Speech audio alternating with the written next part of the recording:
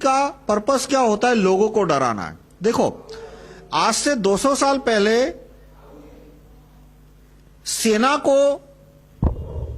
सेना से डराने की जरूरत होती थी, सेना से डराने की जरूरत होती थी, लोगों को डराने की जरूरत नहीं होती थी। जैसे कि उस समय भारत को आज से 200 साल पहले एक सेना दूसरी सेना से डरे बहुत था, एक राजा दूसरे राजा से डरे बहुत था, लोगों को डराने की जरूरत नहीं थी। लेकिन अभी डेमोक्रेसी की वजह से डेमोगैग यानी कुछ भी उठपटांग बोल के यदि वो पावर पे आ गया तो इसके लिए लोगों को डराने की जरूरत रहती है। मैं आपको एक एग्जांपल दूं। रशिया ने 1956 में 50 मेगा टन का एक्सप्लोजन किया। वो एक्सप्लोजन इतना भारी था कि उससे 1000 मील दूर स्वीडन, 500,000 मील दूर स्वीडन का तटीय प्रदेश था, वहां पे जो घर थे उसके शीशे टूट गए। फिर उसके बाद जब डिटेल आया तो देखा कि वो बम इतना भारी था कि उसको मिसाइल पे लोड नहीं किया जा सकता। उस समय 1956 की बात कर रहा हूं। वो बम इतना भारी था कि यदि उसको प्लेन पे लोड किया होता और वो रूस से टेक ऑफ करता या पोलैंड से टेक ऑफ करता तो वो जर्मनी भी क्रॉस नहीं कर सकता। मैं 1956 के प्लेन की बात करता हूं। यानी कि वो बम डिलीवरेबल था ही नहीं किसी भी एंगल से। न उसको मिसाइल पे लोड कर सकते थे, न उसको प्लेन में डाल के ब्रिटेन तक या फ्रांस तक पहुंचा सकते थे। तो रशिया ने ऐसे बम को बनाया क्यों और ऐसे बम को एक्सप्लोड किया क्यों किया जिसकी कोई स्ट्रेटेजिक वैल्यू या डिलीवरेबल वेपन की तरह उसकी कोई वैल्यू नहीं है। उसका मकसद था उनका कि अमेरिका की पब्लिक को धमकाना। अमेरिका की पब्लिक को धमकाना क्यों? क्योंकि उस समय अमेरिका में मैकार्टी और इस तरह के बहुत नेता आ गए थे। वो नेता कहते थे कि ये स्लाविक लोग तो बहुत बेवकूफ लोग होते हैं। रशिया की जो प्रजा है उसको स्लाविक कहते हैं। अभी थोड़ा रेसिज्म खत्म हुआ, लेकिन जो एंग्लो सेक्शन है, एंग्लो सेक्शन यानी ब्रिटेन और जर्मनी से आने वाले लोग, वो अपने आप को रेशियली सुपीरियर मानते हैं। वो स्लाव को अलग रेस मानते हैं और वो सोचते हैं कि ये जो स्लाविक रेस है वो बेवकूफ लोग हैं, उनको तो हम आसानी से हरा सकते हैं, आसानी से हम उन्हें गुलाम बना सकते हैं। हिटलर का जो जर्मनी था वो भी ये स्लाव प्रजा को गुलाम बनाना चाहता था।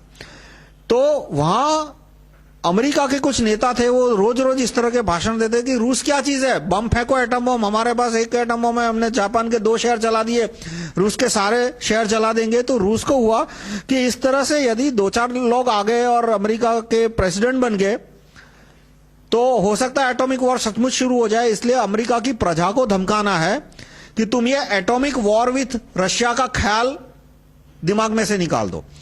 इसलिए उन्होंने 50 मेगा टन का बम फोड़ा और वो बम फोड़ा तो दूसरे दिन सारे अमेरिका के अखबारों में आया कि बम की ताकत कितनी है। तो उन्होंने देखा कि भाई ये बम यदि अमेरिका में कहीं पे गिरेगा तो 15 किलोमीटर दूर के एरिया में तो सारा वो सब कुछ वेपोराइज हो जाएगा। वेपोराइज जलेगा नहीं, पूरा का पूरा वेपोराइज हो जाएगा। उसके बाद 50 किलोमीटर तक कोई आदमी जिंदा नहीं बचेगा।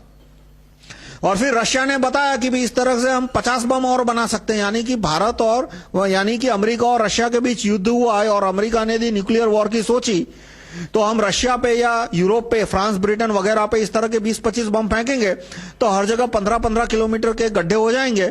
तो वो 50 मेगा टन के बम के धमाका हो, उसके बाद अमेरिका की प्रजा ने रूस के साथ न्यूक्लियर वॉर करने का सपना छोड़ दिया हमेशा के लिए कि भाई जो करना है करो, लेकिन अब न्यूक्लियर वॉर की बात मत करो, क्योंकि यदि न्यूक्लियर वॉर हुआ तो हम भले रशिया को पूरा का पूरा डिस्ट्रॉय करें, लेकिन रशिया है वो भी 1/3, 1/4, 1/5 तो या तो कम से कम 10% अमेरिका को, 15% अमेरिका को पूरा का पूरा जला सकता है। तो आज चीन की प्रजा में भारत के प्रति भय नहीं है, पाकिस्तान की प्रजा में भारत के प्रति भय नहीं है कि क्या तुमने बम फोड़ा, एक राजस्थान के अंदर थोड़ा अर्थक्वेक आया, उतना ही ना हो सर। तो जो प्रजा को घबराने का जरूरत है कि पाकिस्तान का एक एक आदमी हमसे डरे कि भाई अब की बार हमने 13 कसब भेजे और 500 आदमी मरवाए तो हमारे 5 लाख मर सकते हैं, इसलिए कसब मत भेजो। तो अब सिर्फ राजा को डराने की या सेना को डराने की जरूरत नहीं है। अब हमें मॉडर्न वॉरफेयर में सामने वाले कंट्री के प्रजा को डराने की जरूरत है।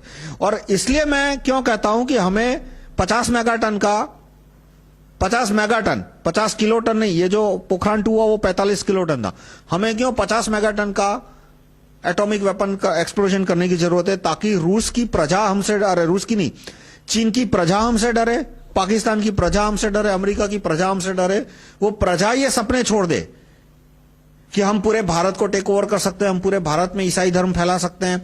पाकिस्तान की प्रजा ये सोचना छोड़ दे। पाकिस्तान में ये सिखाया जाता है स्कूलों में कि हंस हंस के लिया था पाकिस्तान, लड़ लड़ के लेंगे हिंदुस्तान। मतलब कि पाकिस्तान तो हमने हंसते हंसते ही ले लिया था। क्या किया हमने?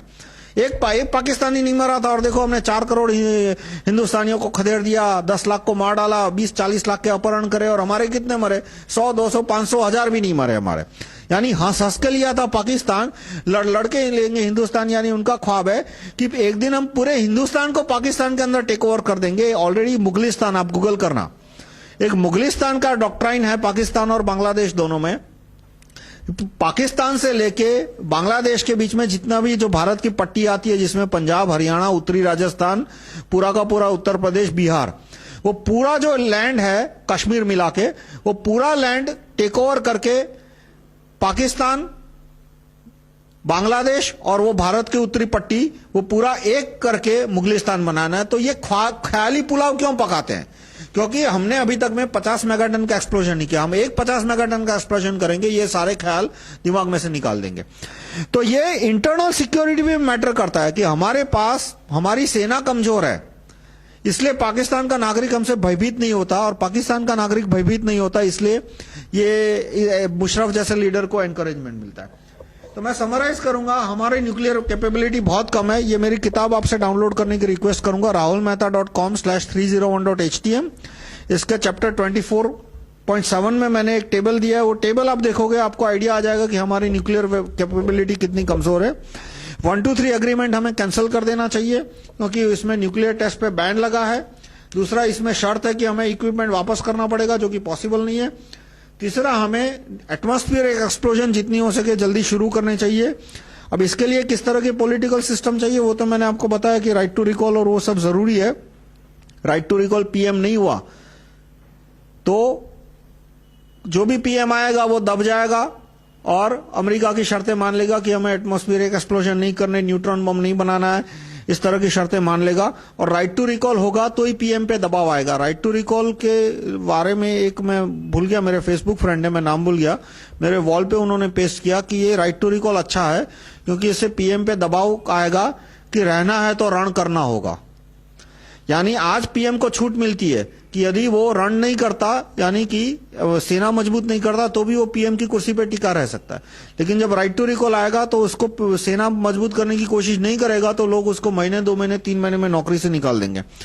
तो इसके लिए हमें कौन से कानून लाने चाहिए कि जिससे ये सारे हमारी न्यूक्लियर कैपेबिलिटी इंप्रूव हो? तो सबसे पहला आता है राइट टू रिकॉल पीएम, फिर ज्यूरी सिस्टम आएगा तो हमारे उद्योग मजबूत होंगे, और बाकी सारे कानूनों की लिस्ट है वो मैंने चैप्टर 24 में मेंशन की है। धन्यवाद।